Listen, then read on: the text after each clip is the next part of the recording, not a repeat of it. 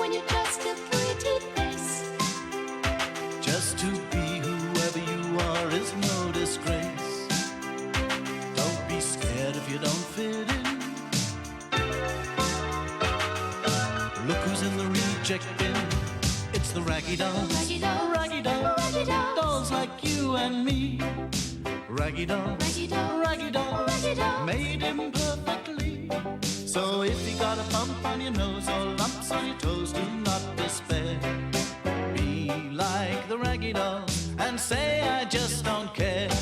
'Cause Raggy Dolls, Raggy Dolls. Raggy Dolls Raggy are Dolls. happy just to be Raggy Dolls, Raggy Dolls, dolls like you and me. It was a lovely, sunny, windy day, and the Raggy Dolls decided that it was perfect for sailing. As they made their way to the river, they came across Pumpernickel, the scarecrow. Hello, hello, Said Pumpernickel cheerfully. Well, if it isn't my old pals, the Raggy Dolls. What are you up to today? We're going sailing, said Dotty. Sailing, eh? Said Pumpernickel. I didn't know you had a boat. Oh, yes, said Princess. We've had a boat for ages. It's lovely. We found it in the reject bin, said Back to Front. All that was wrong with it was the engine, and we fixed that, no problem. Well, well, said Pumpernickel. Aren't you lucky? Where'd you keep this boat, then? Down by the river, explained Lucy. Mais oui, said Claude. It is, how you say, tied up, where no one can find it. Well, mind how you go, then, warned Pumpernickel. Be careful. We will, said the Raggy Dolls, and they carried on their way. The Raggy Dolls had used the boat quite a lot since their very first trip.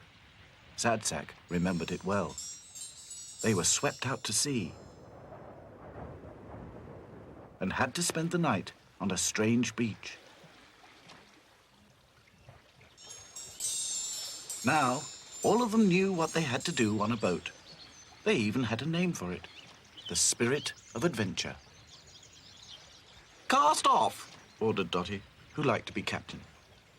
The Raggy Dolls untied the mooring rope, and soon the Spirit of Adventure was skimming through the water, its sails trimmed to suit the breeze. We'll steer upriver to the old windmill, Said Dotty. Aye, aye, Captain, cried the Raggy Doll crew. The air was fresh, the sun sparkled on the water. It was a perfect day. This is the life, thought Sad Sack. The Spirit of Adventure cruised smoothly through the water. The Raggy Dolls passed a family of swans. The father came to investigate and swam alongside. Good morning, He said. How far are you going? Just up to the old windmill, Ah, yes. said the swan. We've just come from there. You'd better watch out. There are noisy people on the river today. Take care. We will, called the Raggy Dolls. And the swan swam back to his family. I wonder what he meant by noisy people, Said Lucy.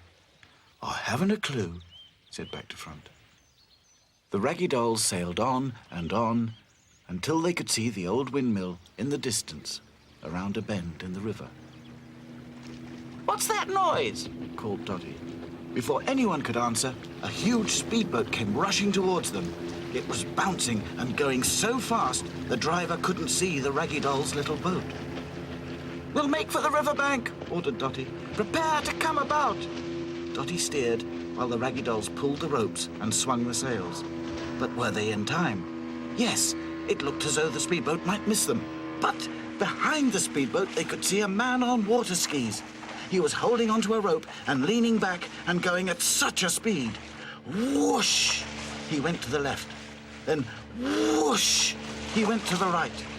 But then he came straight towards the Raggy Dolls.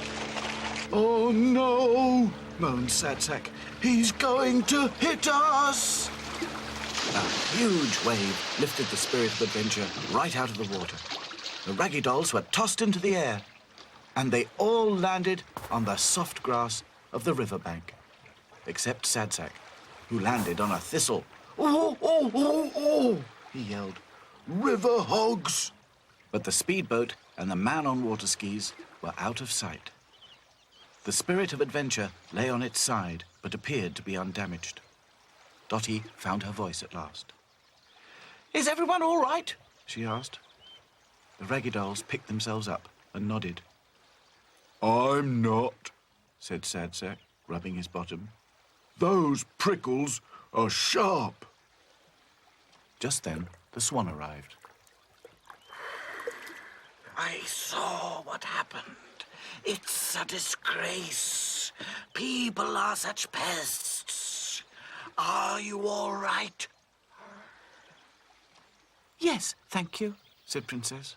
"Just a little shaken." "Oh, do you think they'll be back?" said Lucy. "I don't want to go back on the boat until I'm sure they've all gone." "None of us can get on the boat until it's back in the water," said Dotty. Can I help? Said the swan. "Yeah," said Back to Front. "If we stand the boat up, could you pull it into the water?" I think so. And the swan reached down with his long, long neck and picked up the mooring rope in his beak. The Raggy Dolls heaved, and the swan pulled, and at last the Spirit of Adventure was back in the water.